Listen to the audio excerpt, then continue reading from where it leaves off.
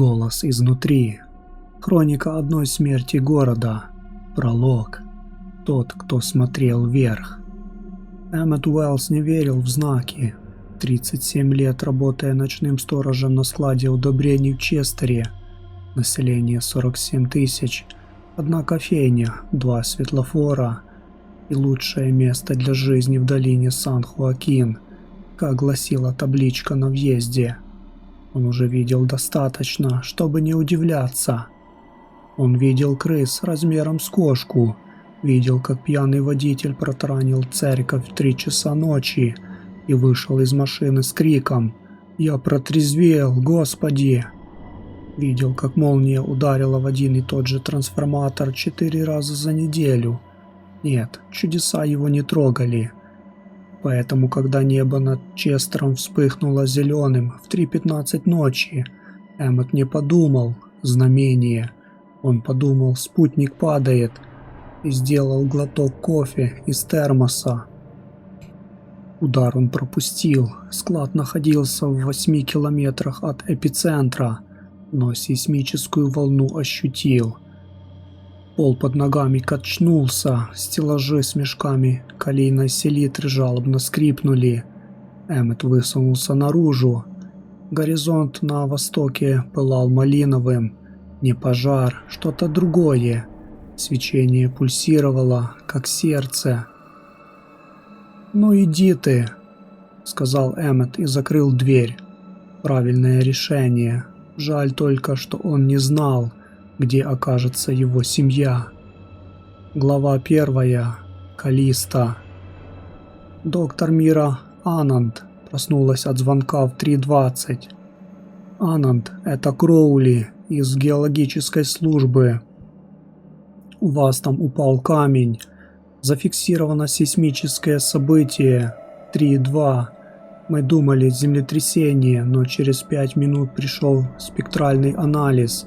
Это метеорит, крупный, в радиусе 5 километров выбиты стекла. И вы звоните мне в 3 ночи, потому что...» Мира потерла глаза. Она работала в Келтахе, специализировалась на внеземном веществе, но ее будили редко. «Потому что у вашего коллеги Грейвса астма, а вы единственная в радиусе 300 миль, кто не умрет, если увидит камень. И еще, спектр странный, очень странный». «Что значит странный?» «В нем есть линии, которых не бывает в метеоритах. Органика сложная». Мира села на кровати. Органика в метеоритах – это аминокислоты, иногда простые сахара. Но чтобы спектральный анализ показывал ее сразу, с поверхности, без лаборатории. «Сколько времени до рассвета?» 3,5 часа. Я бы советовал выезжать сейчас. Она выехала через 20 минут, забыв надеть носки. В машине включила обогрев на полную и набрала номер профессора Грейвса. Сбросила, набрала снова. Второй раз сбросила после 6 гудков. «Алан, ты где?» Написала в сообщении. Ответ пришел через минуту. Не от Грейвса. «Все в порядке, мы на месте. Камень красивый. Приезжайте, Мира. Мы вас ждем». Она не обратила внимания, что сообщение подписано не Алан Грейвс, а просто Грейвс. Без имени, будто имя больше не имело значения. Глава 2. Улыбка. Грейвс ждал у кратера. Мира выключила фары за полкилометра до места. Свечения от камня хватало, чтобы освещать дорогу. Метеорит торчал из-под земли под углом, размером с микроавтобус, черный, с зелеными прожилками. Из трещин сочился пар, но не горячий, холодный. Грейв стоял в 3 метрах от него, раскинув руки, как на распятии. «Алан!» — окликнула Мира, выбираясь из машины. Он обернулся, улыбался. Мира знала Грейвса 15 лет. Он никогда не улыбался, хмурился, кривил губы Иногда издавал звук, похожий на смех, но улыбка была ему чужда. И вот он стоял, широко улыбаясь, и глаза его блестели в зеленом свете.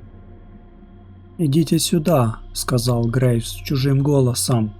Голос был его, тембр, интонация, легкая картавость на «р», но мелодия была другой. Он говорил нараспев, как человек, выучивший английский по аудиокнигам и не понявший, где делать паузы. «Посмотрите, это не метеорит, это яйцо». Мира остановилась в 10 шагах. Тогда она еще видела краем глаза, что вокруг кратера лежат еще 3 тела. Коллеги Грейвса. Их лица были обращены к ней. Они тоже улыбались. «Алан, кто эти люди?» «Друзья. Новые друзья. Они помогли нам выйти наружу. Мы так долго ждали». «Мы? Кто мы?» «Мы — это те, кто в камне». Грейвс смотрел прямо на нее. «Мы путешествовали очень долго. Ваша планета теплая, влажная. Нам нравится». Мира попятилась. На лбу выступил холодный пот. Она не знала, что происходит, но ее тело поняло раньше мозга. Опасность. Не хищника, более древний страх. Страх перед тем, кто выглядит как человек, но не является человеком. «Не уходите», – пропела женщина справа. Мира помнила ее. Молодой астроном Сара Ким. У нее не было улыбки, рот был открыт слишком широко. Из уголка губ стекала тонкая струйка прозрачной слизи. «Мы хотим познакомиться», – Грейв сделал шаг вперед. «У вас такая уютная голова». Мира побежала. Она бежала к машине, слыша за спиной топот. Не быстрый, нет. Они двигались медленно, спокойно, будто знали, что она никуда не денется. Завела двигатель с первой попытки. Спасибо старой Тойоте. И нажала газ. В зеркало заднего вида видела, как Грейвс машет ей рукой. Прощается, приглашает вернуться. Когда она отъехала на километр, Грейвс все еще стоял и махал.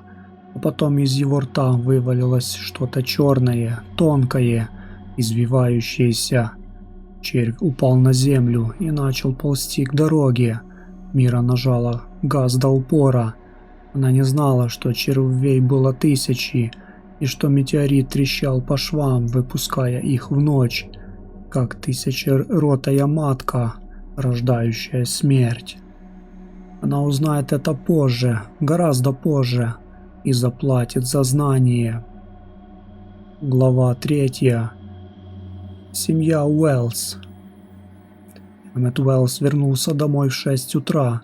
Дом стоял на Оук-стрит, 14, серое одноэтажное строение с верандой, на которой его жена Дженнифер разводила герань. Внутри пахло кофе и ванилью. Джен всегда вставала рано, готовила завтрак и слушала утреннее шоу на частоте 101,5. Сегодня радио молчало. «Джен!» – позвал Эммет, вешая куртку. «Я здесь!» – ответила она из спальни. Голос был спокойным. Слишком спокойным. Джен была женщиной нервной, голосистой. Ее слышали все соседи, когда она звала детей. А сейчас она говорила шепотом, будто боялась разбудить кого-то внутри себя. Эммет заглянул в спальню. Джен сидела на кровати, рядом с ней их дочь, 8-летняя Эмма и сын, 5-летний Калиб. Дети были одеты в пижамы, глаза у них всех троих были открыты, но пусты. «Мы не спим», — сказала Джен. «Мы ждали тебя». «Что случилось?» «Ничего страшного, просто пришли гости». Она повернулась к нему, и Эммет увидел. Из ее левой ноздри торчал тонкий черный хвостик, слизистый, шевелящийся. «Что это?» – заорал он, отшатнувшись. «Не кричи», – мягко сказала Джен. «Ты напугаешь детей». Она встала, качнулась, но удержала равновесие. Эмма и Калиб тоже встали. С ними происходило то же самое. Из ноздрей торчали хвостики червей, тонкие, как спагетти. «Это наш новый друг», — сказала Эмма чужим, напевным голосом. «Он рассказал нам, где ты работаешь. Он рассказал нам, где спят соседи. Он очень умный». «Вылезите из моей семьи», — прорычал Эммет, хватая со стола нож для бумаги. Джен сделала шаг вперед. Нож вошел ей в плечо. Она даже не вздрогнула, не остановилась, продолжала идти, насаживаясь на лезвие, как кусок мяса. «Не больно», — сказала она. «Ему все равно. А мне тоже, почти». В ее глазах мелькнуло что-то, слеза, настоящая, не червя, человеческая. Джен смотрела на мужа, и в ее взгляде была такая бездна страдания, что Эммет выронил нож. «Уходи», — одними губами прошептала она. «Уходи, пока я...» Глаза ее закатились, червь в ноздре дернулся, и тело Джен расслабилось, наклонила голову на бок. Когда она снова подняла лицо, это было уже не лицо его жены, маска из плоти, за которой сидел кто-то другой. «Мы не хотим тебя обижать», — сказал голос, использующий рот Джен. «Мы хотим дружить. Твоя голова такая теплая, влажная. Пусти нас». Эммет бежал босиком по утренней росе, не чувствуя холода. Позади разбилось окно. Дети лезли за ним. Он не оглядывался. Глава 4. Карантин. День 1, 2. Мира дозвонилась до Центра по контролю заболеваний в 7:45 утра. «Меня зовут доктор Мира Ананд. Калтех. У нас в Честере биологическая угроза уровня. Я даже не знаю, какой уровень. 4, 5. Слушайте меня внимательно». Она говорила 10 минут. Ей не поверили сначала, потом перезвонили через час. Голос на том же конце провода был новым, строгим, пахнущим военной формой. «Доктор Ананд, это полковник Сэмюэл Райли. Ваша коллега Грейвс звонил нам 2 часа назад и сказал, что все в порядке. Метеорит безопасен. Вы просто переволновались». «Грейвс? Не Грейвс, он заражен. Они все заражены. Не верьте ничему, что говорит кто-то из Честера». «Мы это уже поняли», — сухо ответил полковник, «потому что он звонил еще и губернатору, и мэру, и в 3 местные телекомпании, и везде говорил разное. В одной версии вы герой, в другой паникер, в третьей сумасшедшая ученая, украдена инопланетянами». Мира закрыла глаза. «Как быстро вы можете перекрыть город?» «Уже перекрываем. Федеральное расположение через час. Но, доктор Ананд, у нас проблема». «Какая?» «За последние 2 часа из Честера выехало около 3000 машин. Ваши черви, они умнее, чем мы думали». Глава 5. Дорога. День 2. 3000 машин, в каждом улыбающееся лицо, в каждой ноздре или ухе тонкий хвостик паразита. Водители не моргали, не отвлекались на телефон, не слушали музыку. Они ехали молча, с открытыми глазами и тянулись к ближайшим городам, как щупальца осьминога. Одна машина свернула на заправку в 40 километрах от Честера. За рулем сидел мужчина лет 50, Томас Беккет, страховой агент. Он никогда не улыбался клиентам, но сейчас улыбался кассирше широко, дружелюбно. «Заправьте полный», — сказал он, — «и у вас такой красивый шрам над губой. Как вы его получили?» Кассирша, девушка по имени Лекси, покраснела. Она терпеть не могла свой шрам, результат падения с велосипеда в 6 лет. Но этот мужчина смотрел на него с восхищением, даже странно. «Упала в детстве», — буркнула она, заправляя. «Можно я посмотрю поближе?» Томас вышел из машины. Он двигался плавно, почти танцуя. «У меня есть хобби, шрамы. Я коллекционирую историю о них». Лекси засмеялась, неловко. Она не умела говорить с незнакомцами, но что-то в этом мужчине внушало доверие. Может, глаза такие спокойные, такие родные. «Ну ладно», — сказала она, наклоняясь. Томас протянул руку к ее лицу, погладил шрам большим пальцем. Лекси вздрогнула от неожиданной нежности и не заметила, как его другая рука сжала ее затылок, как его лицо приблизилось к ее лицу, как он открыл рот. Червь переполз из ноздри Томаса в ноздрю Лекси за 2 секунды. Она даже не успела закричать, только дернулась, выронила пистолет заправочного пистолета, и бензин хлынул на землю. Через минуту она стояла ровно, улыбалась. «Хорошая семья?» – спросил Томас. «Хорошая», – ответила Лекси его голосом, хотя никогда раньше не слышала этого голоса. «Мама, папа, младший брат. Все спят в соседней комнате. Заправка закрыта до 6 утра. Никто не придет». «Иди к ним», — сказал Томас.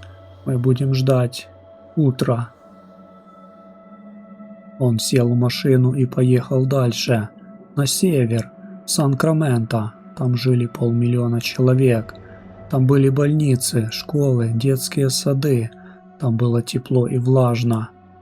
Лекси вошла в дом при заправке. Ее родители спали в одной комнате, брат в другой. Она подошла к матери, наклонилась, поцеловала в закрытый глаз. «Мам!» – тихо позвала она. «Мам, я хочу тебе кое-что показать». Мать открыла глаза, улыбнулась дочери во сне. Это была последняя улыбка, которую она улыбнула сама. Глава 6. Город пауков. День 4. К 4-му дню Честер превратился в улей. Не в фигуральном смысле, буквально. Зараженные перестали спать. Зачем?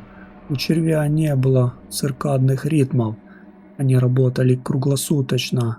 Копали тоннели под зданиями, соединяли подвалы, сносили стены. Они строили гнездо. В центре города, на месте бывшего универмага Сирс, черви создали матку. Не одну, десятки. Из тел самых сильных зараженных они выращивали репродуктивные органы.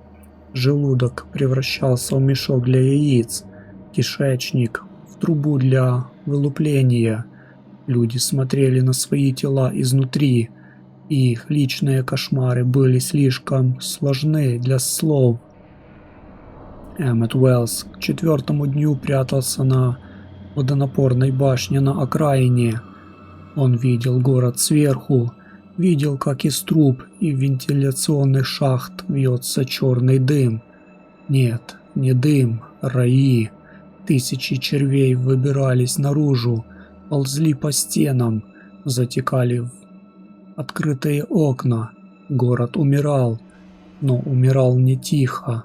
Он пел. Зараженные ходили по улицам хороводами. держали за руки, кружились.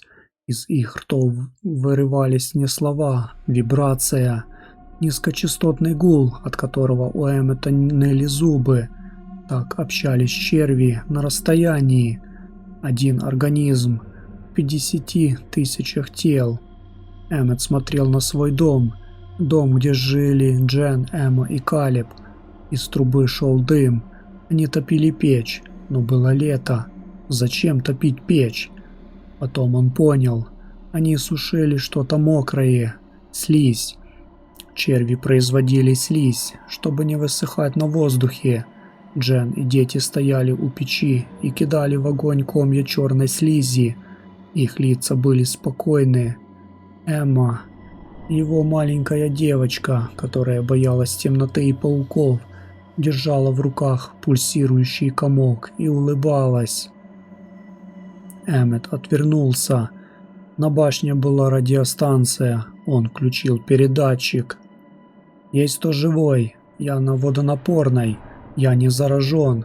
У меня есть еда на 3 дня. Помогите!» Помехи, шипение. И потом голос, тихий, женский. «Эммет Уэллс, это доктор Ананд. Я вас слышу. Держитесь. Армия готовит операцию. Мы найдем способ их убить. Моя семья», — сказал Эммет. «Что будет с моей семьей?» Долгое молчание.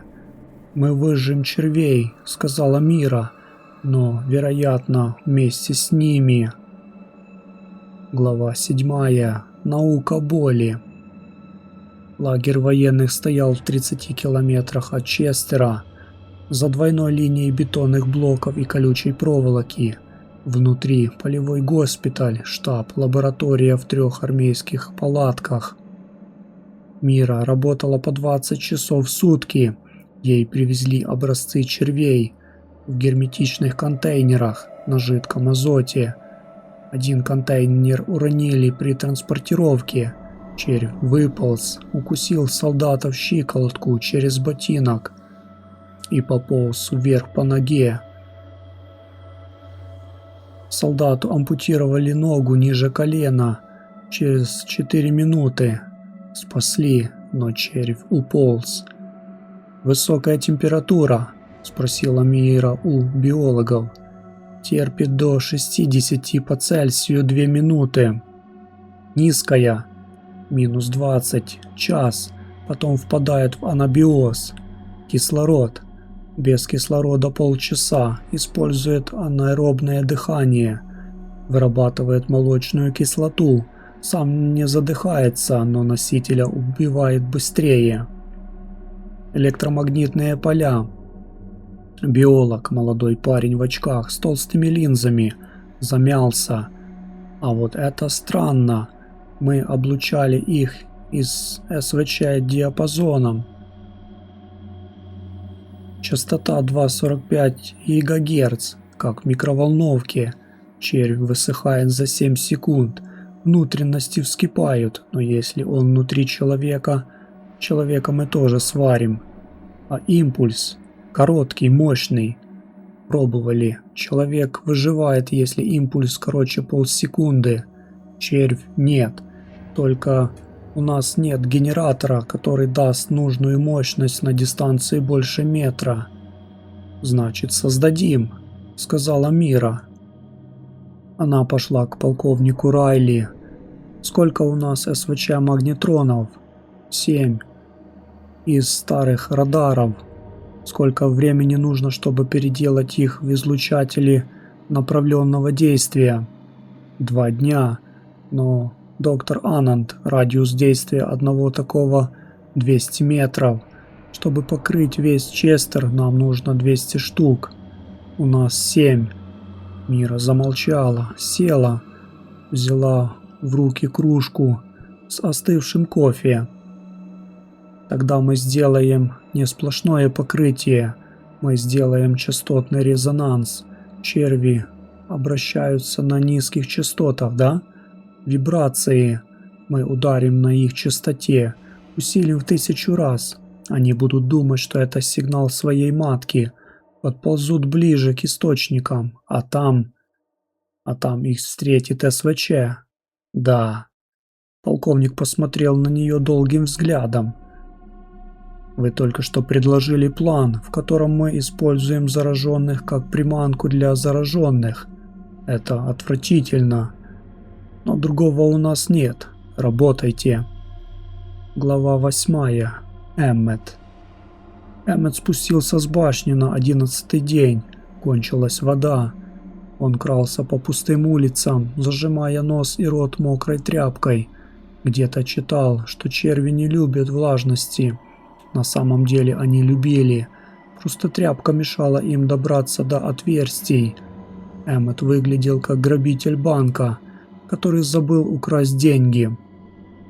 Он нашел продуктовый магазин. Витрины разбиты.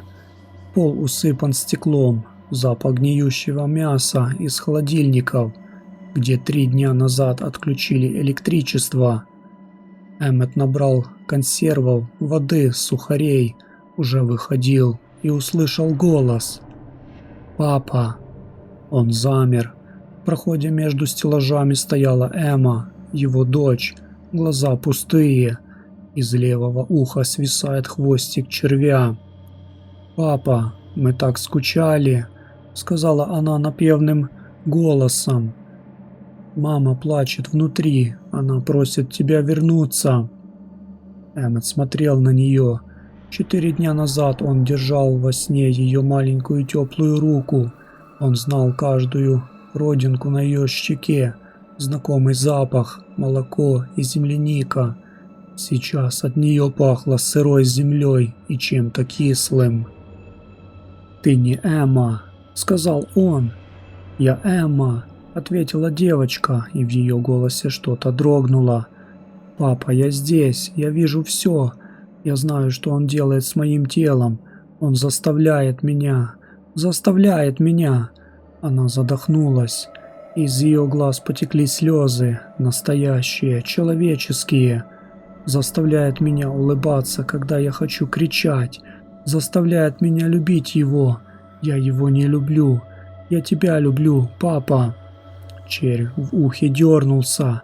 Эмма вздрогнула, и ее лицо стало пустым, как у куклы. «Хватит», — сказал голос червя, использующий горло 8-летней девочки. «Ты расстраиваешь носителя. Это снижает эффективность». Эммет выстрелил. У него не было оружия. Он ударил ее консервной банкой по голове. Не сильно, не на смерть, просто чтобы отшатнулась, и побежал. Она не погналась. Червь не видел в нем угрозы, только носителя, который слишком ценен, чтобы его убивать. «Придет сам», — подумал червь. «Они всегда приходят». Глава 9. Резонанс. Утром 14-го дня Мира проснулась с мыслью, которая заставила ее сесть в кровати. Черви не просто используют тела, они используют память, эмоции, страх. Она вспомнила, как Грейв звонил телекомпании и рассказывал разные версии событий. Зачем? Чтобы запугать? Нет, чтобы привлечь внимание. Каждая версия была рассчитана на конкретную аудиторию. Паникеров, скептиков, параноиков. Черви изучали людей, они учились. «Полковник», — сказала она, убегая в штаб, — «мы не можем ждать. Еще неделя, и они поймут, как работает наше правительство, наша армия, наша психология. Они научатся манипулировать нами так же легко, как манипулируют отдельными людьми». «План готов через 6 часов», — ответил Райли. «Ради всего святого, доктор, найдите способ отличить зараженного от здорового». «Уже нашла». Она вытащила из кармана пульт от телевизора. «Черви не переносят определенные частоты, помните? Я проверила, те же частоты вызывают у них судороги. Если мы включим на границе зоны динамики с этой частотой, зараженные не смогут перешагнуть черту. Они упадут в конвульсиях, как только войдут в радиус». А здоровые ничего не почувствуют. Частота ультразвуковая. Райли посмотрел на нее так, как смотрит на человека, который только что сказал: «А давайте запустим ракету с помощью пульта от телевизора. У меня батарейки свежие». Но кивнул. «Делайте». Глава 10. Чистка. В полночь 7 СВЧ-излучателей загудели. Их установили на грузовиках. Грузовики расставили по периметру Честера. Между ними акустические динамики, настроенные на частоту боли червей. Мира стояла на командном пункте, глядя на экран тепловизора. Город светился красным. Тела зараженных, 50 тысяч точек тепла. И вдруг точки начали двигаться. «Они слышат динамики», — сказал техник. «Идут к ним». «Записывают траектории», — ответил другой. «Формируют группы. 10 тысяч идут к южному излучателю, 8 к северному».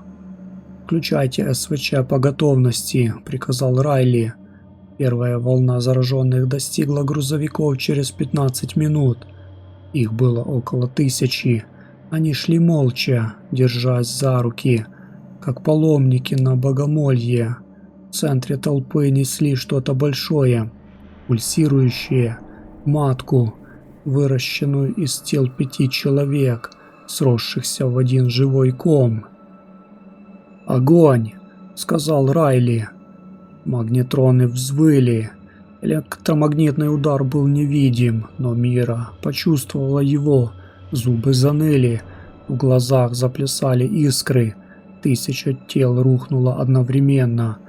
Из ушей, носов, ртов повалил черный дым. Черви испарялись. Тела бились в конвульсиях. Кое-кто вставал и снова падал. В глазах одних загорался человеческий ужас, другие оставались пустыми до конца. В центре толпы матка взорвалась. Жидкость черная, горячая, брызнула во все стороны. Из нее вывалились сотни недозревших червей. Они корчились на асфальте, шипели и высыхали за несколько секунд. «Есть!» — выдохнула Мира. Но Райли смотрел не на поле боя.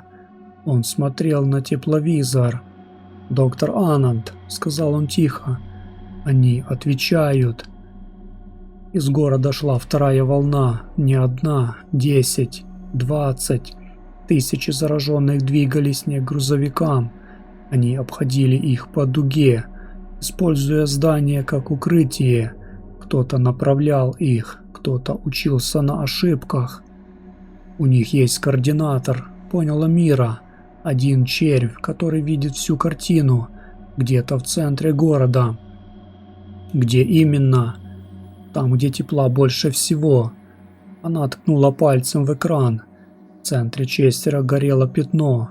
Температура 42 градуса, выше температуры тела. Там, где черви срастили десятки людей в один биокомпьютер. «Нужно уничтожить центр», — сказала Мира. «Все, остальное рухнет». «У нас есть ракеты», — кивнул Райли.